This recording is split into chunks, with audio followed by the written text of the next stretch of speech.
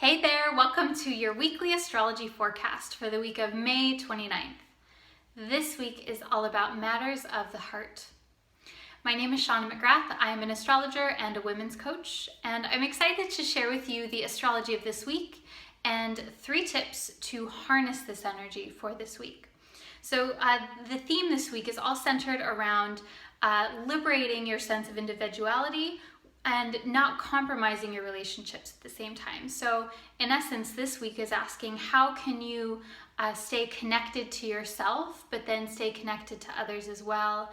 And how can you attract the people and the situations and the things that resonate most deeply with your inner nature? So I hope that sounds good. So the first aspect that we have astrologically this week is we have Venus coming into contact with Uranus. And so Venus is the planet of attraction. It's the planet that rules over the topics of relationship, love, money, sex, and beauty. Venus draws things to it. And so we all have Venus energy inside of us. And so what's happening this week is your capacity to attract things and to connect with things that you value is coming into contact with your sense of individuality, which is Uranus. And this is in the sign of Aries too, which is about the individual persona, your sense of self, healthy sense of ego. And so I'm wondering this week, how do these things work for you? So contemplation questions for yourself, maybe how do you relate with other people and then still keep your sense of self?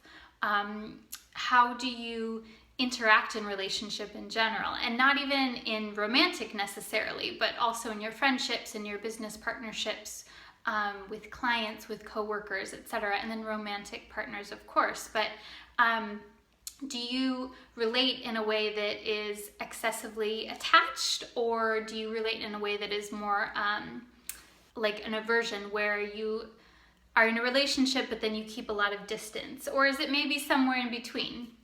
And there's really no right or wrong answer for this, but this aspect this week is asking us to look at those themes of how it is that we connect with others while maintaining our sense of individuality.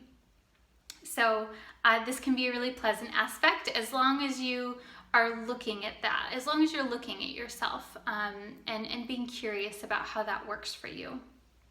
The other aspect that we're having this week is we have the Sun squaring Neptune. And so this, when I was musing about what this could mean for us, this is like that classic question, who am I? What is life about? Because the Sun represents your purpose, your drive. It is what you are to be in this world, like your the purpose that you're meant to live out. And Neptune is your sense of spirituality, and it's also this idea that we're all connected, and this idea that there's really just it's really our physical bodies that we're connected to, but at a deeper level, we're all connected at an energetic level. And so with this interaction, this could be a sense where you are asking yourself this question, like, who am I? Why am I here? What am I doing with my life? And this can be really productive if you use it in a specific way. And I'll have more information for you on the tips. But intuition could be heightened during this week. And I would watch for that too, because when Neptune is involved, things can get a little bit tricky, because when Neptune is involved, it brings a heightened sense of intuition. But I want you to notice where that intuition is coming from. So a really good example is if you meet someone new and you initially get some kind of a gut feeling on them, like maybe for some reason they just rub you the wrong way, or you get the sense they're angry, or that they don't like you, or something like that. That could be an intuition. It could very well be something that you're picking up about that person that isn't logically, there's no logical explanation, but you feel it in your gut. And that could very well be valid. But that could also be based on internal stuff that you have going on. That could be based on a fear that you have that people don't like you, or that that people that look a certain way that aren't super smiling, happy all the time, or angry, or something like that. So this week, I just want you to really notice what gut feelings you get, and then look at those. Are those based on intuition, or are they based on fear? Are they based on fear patterns that you have? Because that's the shadow side of Neptune, is fear. And so we want to watch for that. So that being said, it's a really great week to channel this Neptunian energy, to use it for any kind of spiritual or creative practice as well. So if you have creative things that you're working on, this is a great week to make more progress with that. So the last aspect that we have this week is, the last major aspect is, we have a first quarter square of the moon in Virgo, and this is happening Thursday morning, early Thursday morning. So the first quarter square is when the moon is waxing. It's still becoming larger in the sky. So it's a time when things are growing, we want to move forward, we want to take action and to take emotional risks. So this means putting yourself out there. The first quarter moon is a time when it's a call to action, and it's a call to stand up for what it is that you believe in. And with the caveat that you may want to look at making compromises at some point, depending on how much progress you want to make. So I'm going to leave that up to you. You know what's happening in your life and where you need to make compromises, and where to stand your ground.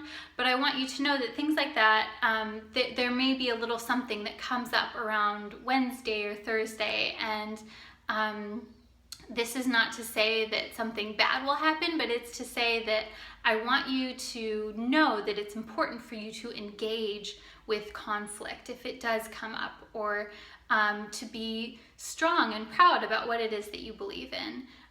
If you do believe in something strongly, don't compromise, but also keep in mind what your end goal is. That's really what this the first quarter square moon is about. So that being said, I have 3 tips for you to use this energy. So tip number 1, most important this week, is to either exercise, do some body work, do some yoga. This week, because we have a lot of ethereal kind of energy and the Venus-Uranus coming together, the more that you are connected to your physical body, the better you'll be able to make decisions this week. And even the more that your physical body, that you feel strong and connected, and you feel in your body, you feel healthy and good in that way, the better your intuition will function, especially. So you may be surprised how your intuition actually works better when you are exercising or getting body work or doing yoga, even like acupuncture or anything like that. But even self-massage, that can all be really great for this week. So definitely some type of body work this week. Tip number 2 is to today, even right now, write down your top 3 priorities for this week. So this is important because of the Neptunian energy. So and Uranus too. Like it might be a week where there's a lot going on and you get distracted. So I don't want that for you. I want you to stay really connected to what is most important to you this week, especially because the moon is waxing and it's a time to move forward with things. So I don't want you to get distracted. So again, write down the top 3 priorities that you have for yourself this week, things that are really important for you to keep in mind or to get done, or that you would like to focus on. So tip number 3 is to be bold, be open, but don't be reckless. And I say this because when Uranus is around, since we have the Venus-Uranus coming together, Uranus can sometimes be like, fuck it, I just don't care. I want to just like throw everything out and I just want to be free and have fun. So you might feel that way this week. I don't know. I don't know exactly how that operates in your life. So the thing with Uranus, Venus is it's important to be bold. It's important to be open to new things, but don't be reckless. Don't burn bridges this week.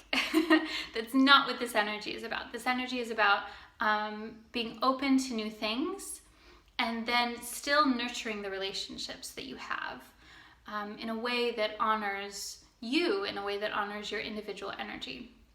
So I hope that you enjoyed this video. If you did, please share it with a friend. I love to get these messages out to as many people as possible.